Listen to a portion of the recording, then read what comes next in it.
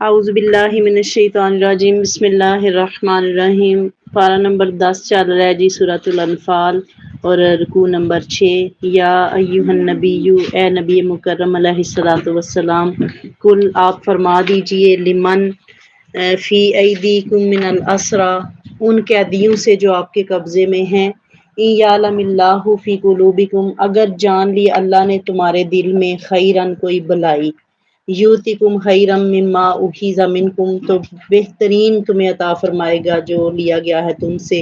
ویغفر لکم، اور تمہارے گناہ بخش دے گا، واللہ غفور الرحیم، اور اللہ تعالیٰ بخشنے والا رحم فرمانے والا ہے۔ وَإِن يُرِيدُوا خِيَانَتَكَ، اگر وہ ارادہ کریں آپ سے دھوکہ بازی کا، فقد خان اللہ، تو انہوں نے اللہ سے دھوکہ کیا، یعنی جو رسول سے دھوکہ ہے اصل میں اللہ سے دھوکہ کیا، من قبل، اس سے پہلے، فَامْكَنَ مِنْهُمْ، اسی لیے تو اللہ نے آپ کو قابو دے دیا ان پہ، واللہ علیم حکیم، اور اللہ تعالیٰ جاننے والا بھی ہے اور حکمت والا بھی ہے۔ یہ چونکہ ہم روز ہی اس چیز کا تذکرہ کرتے ہیں کہ یہ ذکر ہو رہا ہے غزوہ بدر کا، اور اس میں پہلے ان کی جنگی تیاری، جنگ کے اسباب بیان کیے گئے ہیں، پھر کافروں کی جنگی تیاری کا بیان کیا گیا ہے، پھر ان کا حملہ آور ہونے کا بیان کیا گیا ہے، پھر اللہ تعالیٰ کی طرف سے مسلمانوں کی نصرت اور جو مدد ہے اس کا بیان کیا گیا ہے، پھر فتح کا بیان کیا گیا ہے۔ تو جب مال غنیمت کا بیان کیا گیا، جب مسلمان فتح پاتے ہیں تو ڈیفینیٹلی کچھ کافر اپنی جان بچا کے بھاگ جاتے ہیں اور کچھ کو قیدی بنا لیا جاتا ہے۔ تو جو وہ دور تھا رسول پاک صلی اللہ علیہ وآلہ وسلم، یہ چونکہ پہلا مارکا تھا، غزوہ بدر جو ہے اسلام اور کفر کی پہلی جنگ تھی باضابطہ طور پہ جو اسلام کے لیے لڑی گئی تھی، تو اس میں وہ پھر طے ہونے تھے سارے معاملات، پھر آئندہ کے لیے بھی اس میں وہ ساری حقیقتیں بیان ہونی تھی۔ تو کچھ جو جنگی قیدی بن گئے ہیں، اللہ تعالیٰ کیا فرما رہا ہے کہ محبوب علیہ الصلوۃ والسلام،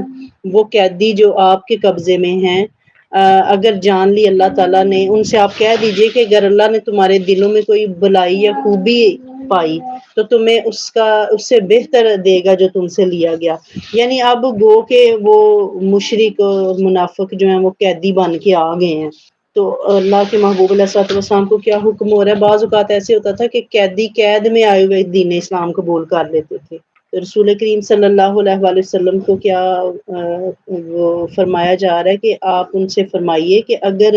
یعنی اللہ دلوں کے راز جانتا ہے نا، دلوں کی بھید جانتا ہے، نیتیں، بعض اوقات ایسا ہوتا ہے کوئی انسان ظاہری طور پہ بڑا غلط نظر آ رہا ہوتا ہے، لیکن اس کی نیت کیا ہوتی ہے یہ اس کے رب کو پتا ہوتا ہے۔ اس لیے اللہ کسی کے ساتھ زیادتی نہیں کیا کرتا، کیونکہ رب انسان کے اندر کے کھاتے کو پڑھ بھی رہا ہوتا ہے اور دیکھ بھی رہا ہوتا ہے۔ اس لیے اللہ فرما رہا ہے کہ آپ ان سے فرما دیجئے کہ اگر اللہ نے تمہارے دل میں کوئی بھلائی پا لی، یعنی تمہارے دل میں یہ خیر کا جذبہ گزرا، تو پھر کیا کرے گا اللہ؟ تمہارے گناہ معاف فرما دے گا، اور اللہ تعالیٰ بخشنے والا اور رحم فرمانے والا، یعنی جنگی قیدیوں سے بھی ناروا سلوک کرنے کا حکم نہیں ہے۔ رسول پاک صلی اللہ علیہ وآلہ وسلم کو بتایا جا رہا ہے کہ اگر وہ آپ سے دھوکے بازی کا ارادہ کریں، تو انہوں نے اللہ سے پہلے ہی دھوکہ کیا ہوا ہے، تو پھر اللہ نے، یعنی اللہ نے پہلے انہیں دھوکے کی سزا کیا دی ہے کہ وہ دیکھیں اتنے تم تراک سے، اتنے کرو فر اور شان و شوکت سے آئے تھے، لیکن ابھی بے یارو مددگار پڑے ہیں، کچھ ساتھی قتل کر دیے گئے ہیں، ان کی لاشیں اٹھانے والا کوئی نہیں ہے، کچھ باغ کھڑے ہوئے ہیں، اور کچھ جو ہیں وہ تمہارے قبضے میں آ گئے ہیں، یعنی یہ اللہ نے سزا دی ہے ان کو۔ تو اللہ کیا ہے؟ جاننے والا اور حکمت والا ہے۔ ان الذین آمنوا وہاجروا، بے شک وہ لوگ جو ایمان لائے، جنہوں نے ہجرت کی، وجاہد، اور جہاد کیا، باموالہم، اپنی مالوں سے، وانفسہم، اور اپنی جانوں سے، فی سبیل اللہ، اللہ کی راہ میں، والذین آووا، اور وہ جنہوں نے پناہ دی مہاجرین کو، ونصروا، اور مدد کی، اولئک بعضهم اولیاء بعض، یہی لوگ ایک دوسرے کے دوست ہیں، والذین آمنوا، جو لوگ ایمان لے آئے، ولم یہاجروا، لیکن آپ کے ساتھ ہجرت نہیں کی، ما لکم من ولایاتہم من شیء، تمہارے لیے ان کی وراثت سے کوئی چیز نہیں، حتی یہاجروا، یہاں تک کہ وہ ہجرت کریں، وَإِنِ اسْتَنصَرُوكُمْ فِي الدِّینِ، اگر وہ مدد طلب کریں تم سے دین کے معاملے میں، فَعَلَيْكُمُ النَّصْرُ، تو فرض ہے تم پر ان کی مدد، إِلَّا عَلَى الْقَوْمِ بَيْنَكُمْ وَبَيْنَهُمْ مِيثَاقٌ، مگر اس قوم کے خلاف نہیں کہ تمہارے اور ان کے درمیان صلح کا معاہدہ ہو چکا، وَاللَّهُ بِمَا تَعْمَلُونَ بَصِيرٌ، اور اللہ تعالیٰ دیکھ رہا ہے جو کچھ تم کر رہے ہو۔ ابھی اس آیت مبارکہ میں حکم ہو رہا ہے ان لوگوں کے لیے جو ایمان بھی لائے جنہوں نے ہجرت بھی کی پھر جہاد بھی کیا۔ اب ان میں حضرت ابوبکر صدیق رضی اللہ تعالیٰ عنہ کا نام ہے، حضرت علی المرتضیٰ رضی اللہ تعالیٰ عنہ کا نام ہے، حضرت عمر فاروق رضی اللہ تعالیٰ عنہ کا نام ہے، کہ یہ وہ لوگ ہیں، حضرت عثمان غنی۔ ان کے نام کیسے ہیں کہ یہ وہ لوگ ہیں جنہوں نے مکہ میں رہتے ہوئے نبی پاک صلی اللہ علیہ وسلم پر ایمان بھی لائے، یعنی مکہ میں سب سے زیادہ مشکل کام تھا، وہاں پہ بت پرست تھے، وہاں پہ بت گر تھے، وہاں پہ بت شکنی ایک بہت بڑا مارکا تھا، جو یہ صحابہ جنہوں نے کلمہ پڑھا اور دین قبول کیا اور پھر صرف اسی پہ اکتفا نہیں کیا، ان کی اعزار ثانیوں سے تنگ آ کے یہ وہ لوگ تھے جنہوں نے نبی پاک صلی اللہ علیہ وسلم کی خاطر ہجرت کی تھی، مدینہ طیبہ آئے تھے، پھر یہیں پہ بس نہیں ہوا، انہوں نے ہجرت بھی کی اور انہوں نے جہاد بھی کیا، یعنی صرف وہاں سے اپنا گھر بار چھوڑ کے نہیں آئے، بلکہ یہ انہوں نے اپنے مال کے ساتھ اپنی جان کے ساتھ اللہ کی راہ میں جہاد کیا ہے، اور جنہوں نے پناہ دی مہاجرین کو اور ان کی مدد کی، یہی لوگ ایک دوسرے کے دوست ہیں۔ اب انصار کی بھی بات ہو رہی ہے ساتھ، یعنی اللہ تعالیٰ کی ذات نے جب وہ اجر کا وعدہ کیا تو انصار کو نہیں پیچھے کیا، انصار وہ لوگ تھے جنہوں نے بڑی خوش دلی سے ویلکم کیا تھا مسلمانوں کو، اور بڑی محبت کے ساتھ پناہ بھی دی تھی، اپنے مال بھی دیے تھے۔ یہ میثاق مدینہ کا ہم مواہات مدینہ کا پڑھتے ہیں نا جب تاریخ میں، تو حیران ہو جاتے ہیں کہ انصار نے کیسے، جس کے پاس 2 باغ تھے اس نے 1 باغ اپنے مہاجر بھائی کو دے دیا، حتیٰ کہ ہم پڑھتے ہیں کہ جس کی 2 بیویاں تھیں اور جو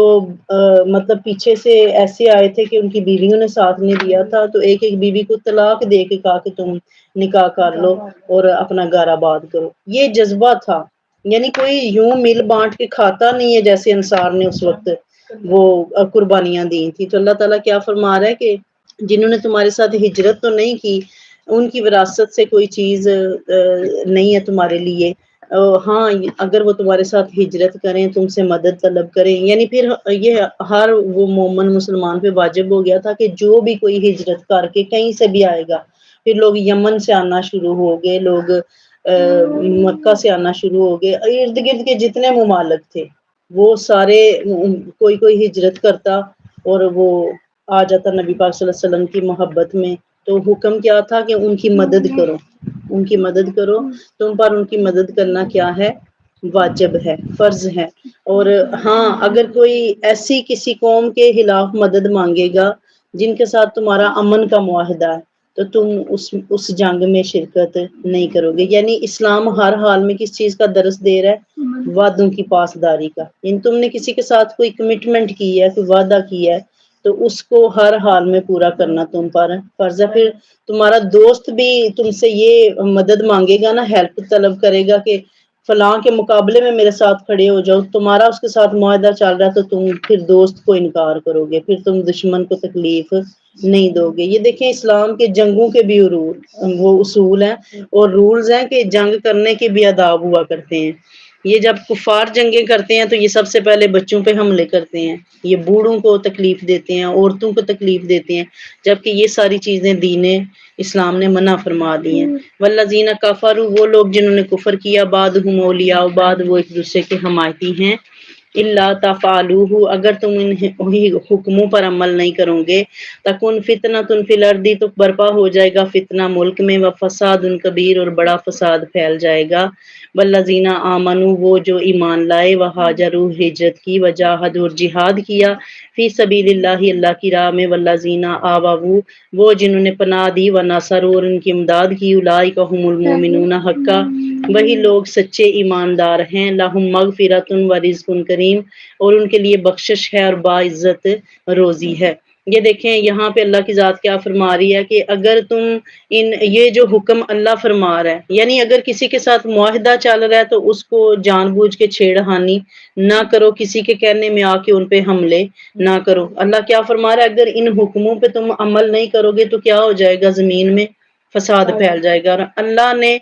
فساد پیدا کرنے والے مسلمان سے بھی نفرت کی ہے، یعنی جو فتنہ ہوتا ہے، اشد من القتل، قرآن حکیم کیا فرما رہا ہے کہ آپ کسی جگہ پہ ایسی بات کر دیتے ہیں، ہماری معاشرتی زندگی میں بھی یہ لیول ہونا چاہیے بندے کا، جہاں مجھے اور آپ کو لگے نا کہ ہم نے یہ بات کی تو فتنہ پھیل جائے گا، وہاں پہ اس بات سے منع ہو جانا چاہیے، کیونکہ اللہ کے نزدیک فتنہ کیا ہے؟ قتل سے زیادہ، یعنی کسی کے گھر میں ایسی چنگاری آپ نے ڈال دیا، ایسی چلتے چلتے کسی کو بات سنا دی ہے کہ وہ بات اس بندے کے لیے فتنہ بن گئی ہے، تو وہ اللہ کے نزدیک پسندیدہ نہیں ہے۔ مومن جو ہے وہ تو جھوٹ بول کے بھی دوسروں کو ملانے کی کوشش کرتا ہے، لیکن یہاں پہ عجیب معاملہ چلتا ہے کہ جھوٹ بول کے لوگوں کو بکھیرنے کی کوشش کی جاتی ہے، تو وہ کیا ہوتا ہے؟ فتنہ ہوتا ہے، اور اس سے میرا رب منع فرماتا ہے، یعنی فساد کو رب پسند نہیں کرتا۔ والذین آمنوا وہاجروا، پھر جو ایمان لائے، جنہوں نے ہجرت کی، جہاد کیا اللہ کی راہ میں، اور جہاد کرنے والوں کی جنہوں نے ان کو پناہ دی، ان کی مدد کی، وہ سارے کے سارے اللہ کے نزدیک کیا ہیں؟ سچے ایماندار ہیں۔ یعنی اللہ کی رضا کی خاطر آپ کسی کو گھر میں بھی ٹھہراتے ہیں، اس کو پناہ بھی دیتے ہیں، اس کو کھانا پینا بھی دیتے ہیں، دشمن سے اس کی حفاظت بھی کرتے ہیں، تو اللہ کیا ہے؟ اللہ کہہ رہا ہے لَهُم مَغْفِرَةٌ وَرِزْقٌ کریم، یعنی اس کے لیے بخشش بھی ہے اور عزت والا رزق بھی ہے۔ بعض اوقات ہم یہ سمجھتے ہیں کوئی کھا گیا تو کم ہو جائے گا، لیکن اللہ کی بارگاہ میں جب وہ مہمان نوازی قبول ہو جاتی ہے تو وہ کام نہیں ہوتا، وہ ہمیشہ کے لیے رزق بڑھا دیا جاتا ہے۔ والذین آمنوا، جو ایمان لائے، من بعد بعد میں، وہاجروا، ہجرت کی، وجاہدوا، اور جہاد بھی کیا، معکم، تمہارے ساتھ، فاولئک منکم، تو وہ بھی تمہیں میں سے ہیں، واولی الارحام بعضهم اولی ببعض، اور رشتہ دار ورثے میں ایک دوسرے کے زیادہ حقدار ہیں، فی کتاب اللہ، اللہ کے حکم کے مطابق، ان اللہ بکل شیء علیم، بے شک اللہ ہر چیز کو خوب جاننے والا ہے۔ اب دیکھیں آیت مبارکہ کا، اس سورہ مبارکہ کا، سورہ انفال کا اختتام کس بات پہ ہو رہا ہے؟ اللہ تعالیٰ کی ذات کیا فرما رہی ہے کہ یہ نہیں کہ جو صرف جنہوں نے غزوہ بدر تک ہجرت کی ہے وہ بخشش کے حقدار ہیں، اللہ کیا فرما رہا ہے؟ وہ جو بعد میں بھی ایمان لائیں گے، جو بعد میں بھی ہجرت کریں گے، جو بعد میں بھی جہاد کریں گے، وہ سارے بھی کیا ہیں؟ اللہ کے نزدیک وہ بھی انہی کے درجے پہ ہوں گے۔ اور رشتہ دار وراثت میں ایک دوسرے کے زیادہ حقدار ہیں اللہ کے حکم کے مطابق۔ بعض اوقات ایسے ہوتا ہے کہ ہماری محبتوں کا، ہماری جو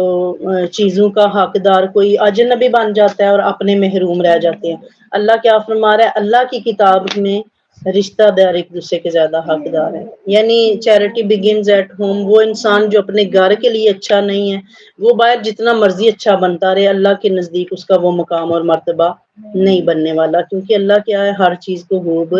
جاننے والا ہے۔ جب بالکل ایک قریبی حقدار محروم رکھ دیا جائے،